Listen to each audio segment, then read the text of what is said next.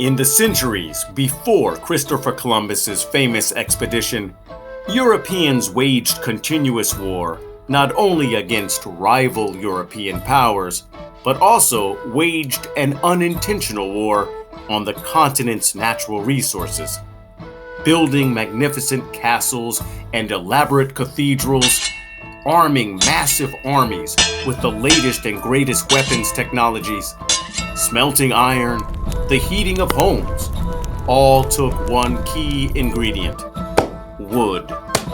The demand overwhelmed the supply and led to the destruction of entire forests. One at a time, forests and the wildlife that called them home were all but eliminated from the European landscape. Overfishing made fish an inadequate substitute food source.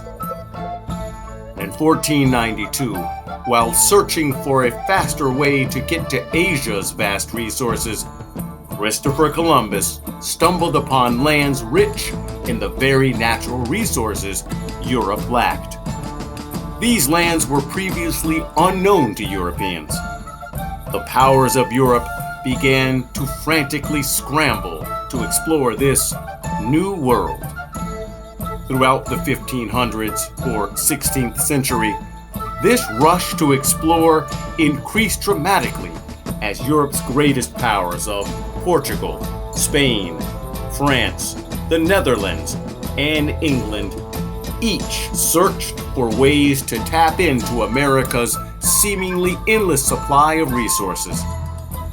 The land boasted of an infinite supply of fish, rich farmlands, countless game animals, 50 billion trees, and a native people seemingly willing to share all that they had. Throughout the 16th and 17th centuries, Europeans scoured the American landscape. By the 17th and 18th centuries, the age of exploration gave way to European colonization of the Americas. Natural resources like wood and fish, along with raw materials like tobacco, sugar, indigo, cotton, and a multitude of other crops produced in the budding New World colonies, were shipped to Europe. The empires of Europe grew rich. How would these colonial powers continue to quench the ever-growing thirst of Europe? The answer laid within the continent south of Europe. The answer was in Africa. The trade relationship between Europe and Africa existed for centuries, spanning back even before the golden days of Mansa Musa's Mali. However, the trade relationship was about to change forever, as European powers would shift from trading for Africa's gold and salt to trading for Africa's people. As colonies in the New World expanded, it would be the people of Africa who would supply the labor on colonial plantations, turning crops into cash crops. From the early 1500s and well into the 1800s, millions of African women, children, and men were kidnapped from their villages to be bought and sold as property.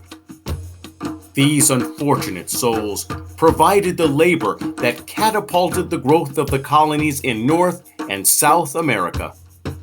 African people were captured deep within Africa's interior, chained together by the neck, and walked, sometimes more than 1,000 miles, to the West African coastline.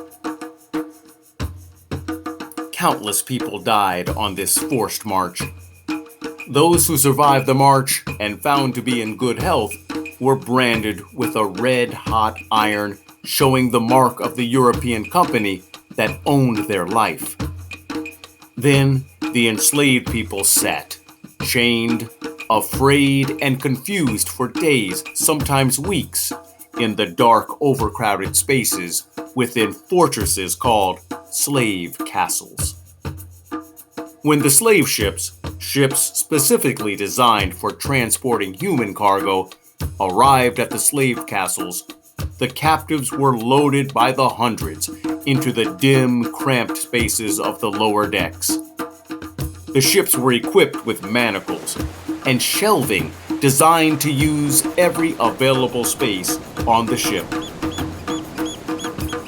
The cruel journey from their African home across the Atlantic Ocean to American colonies is known as the Middle Passage. The Middle Passage was just one part of a triangle trade between Europe, Africa, and the Americas. Called the Triangle Trade because of three main parts. First, money and goods left Europe and landed in West Africa. The money and goods were then used to trade for people. These humans, who were no more than valued merchandise to the traders, were then shipped to American colonies where their forced labor produced valuable raw materials. The raw materials were then shipped to Europe and sold. From there, the triangle would begin again, as money and goods headed to Africa to be exchanged for yet more people. This cruel cycle continued for around 400 years. Different thoughts on the best way to load slave ships for the journey over the Middle Passage emerged. Some captains believed loose pack was best. By carrying fewer Africans, more would survive to be sold at auction in the colonies. Other captains believed tight pack was better. They argued even more money would be made by overcrowding the ship, cramming its decks full of people.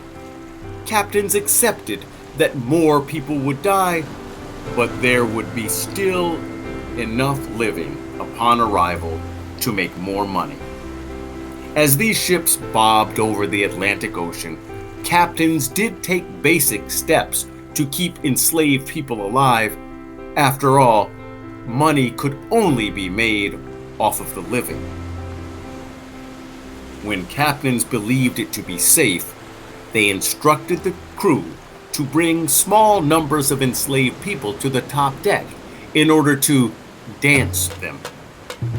Dancing was far from the joyous activity the term may lead one to believe. These actions provided a chance for fresh air and movement as crew members lashed whips at the feet of the Africans, forcing them to move. Floggings or whippings were commonly practiced in order to maintain control.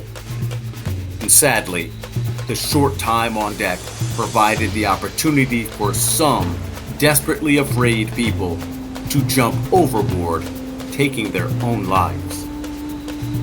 In an attempt to discourage this type of economic loss, ships were often equipped with netting that stretched the ship's perimeter. Enslaved people were fed. Boiled rice, yams, or beans were given 1 to 2 times a day. A daily ration of 1 pint of water was also given. If the captive Africans refused to eat or drink, ship's crews would use hot coals to force a person's mouth open.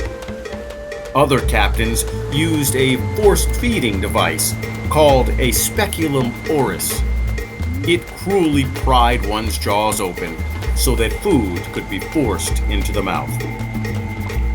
The Middle Passage took a dramatic toll on human life. Diseases like smallpox, measles, malaria, and dysentery spread easily through the stifling hot and filthy ship decks. Those who went insane or became mortally ill were simply thrown overboard. Africans did revolt when an opportunity presented itself. Insurance companies like Lloyd's of London offered insurance policies specifically covering loss of money due to rebelling enslaved Africans.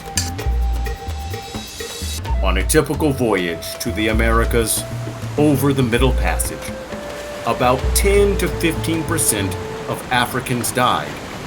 The longer the voyage, the higher the death rate. Between the early 1500s and into the late 1800s, more than 13 million Africans were shipped to the Americas.